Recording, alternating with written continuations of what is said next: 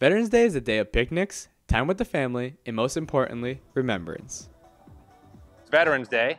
My dad was in the Navy. He's on a cruise with my mom right now, so I don't get a chance to talk to him, but I'm proud of what he did. You know, he basically served in Vietnam at a time when not a lot of people were volunteering, and he volunteered. So I thought that was pretty cool. That's why Oceanside has an annual 5K run at Guahomie Regional Park. Yeah, I hope it's a great day, and it's nice to raise money and pay tribute to the guys that, men and women actually, that fought for this country. The course is actually pretty tough.